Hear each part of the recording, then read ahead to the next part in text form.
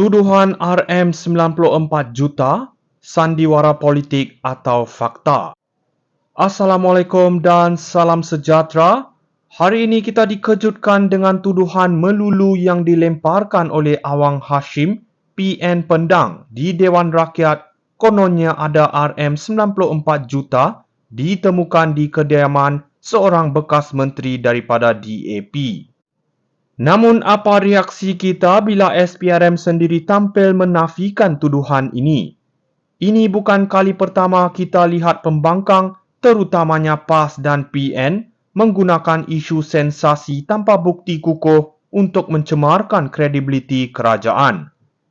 Mereka bermain sentimen, cuba mencetuskan kebencian dan meraih simpati rakyat yang mungkin tidak sempat untuk periksa kebenaran. RSN Raya dari PH Jelutong telah mencabar Awang untuk mendedahkan identiti bekas menteri yang dikaitkan itu dalam masa 24 jam. Tapi mari kita berfikir, kalau benar ada bukti, kenapa tunggu? Kenapa pula sembunyi-sembunyi dalam Dewan Rakyat di mana mereka dilindungi kekebalan undang-undang? Bukankah lebih baik kalau fakta didedahkan secara terbuka? Ini bukan sekadar permainan politik, ini serangan peribadi yang cuba menghancurkan reputasi individu dalam kerajaan yang bekerja keras untuk rakyat. Kita perlu tanya diri kita, adakah kita mahu pemimpin yang berani bercakap benar atau yang bersembunyi di sebalik fitnah? Rakyat harus bijak menilai, jangan kita terperangkap dalam drama politik yang berasaskan fitnah. Jika ini adalah sandiwara politik, sudah tiba masanya kita menutup tirainya. Tuduhan RM94 juta, sandiwara politik atau fakta? Assalamualaikum dan salam sejahtera. Hari ini kita dikejutkan dengan tuduhan melulu yang dilemparkan oleh Awang Hashim, PN Pendang di Dewan Rakyat. Kononnya ada RM94 juta ditemukan di kediaman seorang bekas menteri daripada DAP.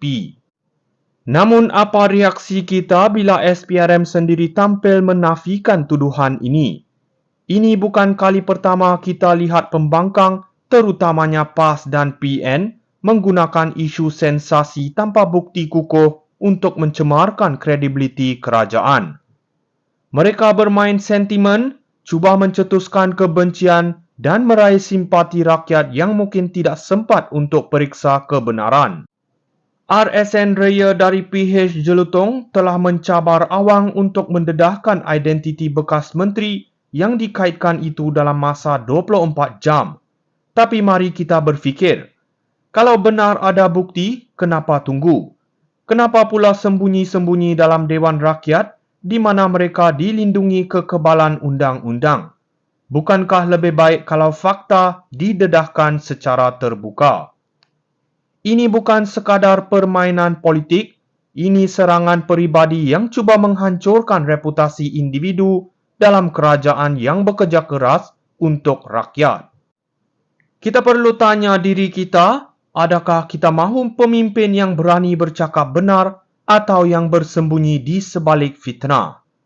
Rakyat harus bijak menilai, jangan kita terperangkap dalam drama politik yang berasaskan fitnah. Jika ini adalah sandiwara politik, sudah tiba masanya kita menutup tirainya. Tuduhan RM94 juta, sandiwara politik atau fakta? Assalamualaikum dan salam sejahtera. Hari ini kita dikejutkan dengan tuduhan melulu yang dilemparkan oleh Awang Hashim, PN Pendang di Dewan Rakyat. Kononnya ada RM94 juta ditemukan di kediaman seorang bekas menteri daripada DAP. Namun apa reaksi kita bila SPRM sendiri tampil menafikan tuduhan ini? Ini bukan kali pertama kita lihat pembangkang, terutamanya PAS dan PN, menggunakan isu sensasi tanpa bukti kukuh untuk mencemarkan kredibiliti kerajaan. Mereka bermain sentimen, cuba mencetuskan kebencian dan meraih simpati rakyat yang mungkin tidak sempat untuk periksa kebenaran. RSN Raya dari PH Jelutong telah mencabar awang untuk mendedahkan identiti bekas menteri yang dikaitkan itu dalam masa 24 jam.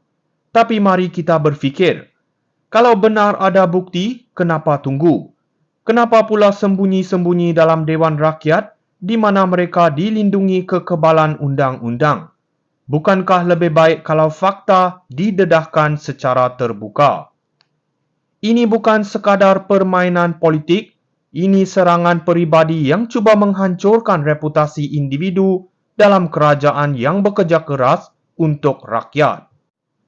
Kita perlu tanya diri kita, adakah kita mahu pemimpin yang berani bercakap benar atau yang bersembunyi di sebalik fitnah? Rakyat harus bijak menilai, jangan kita terperangkap dalam drama politik yang berasaskan fitnah.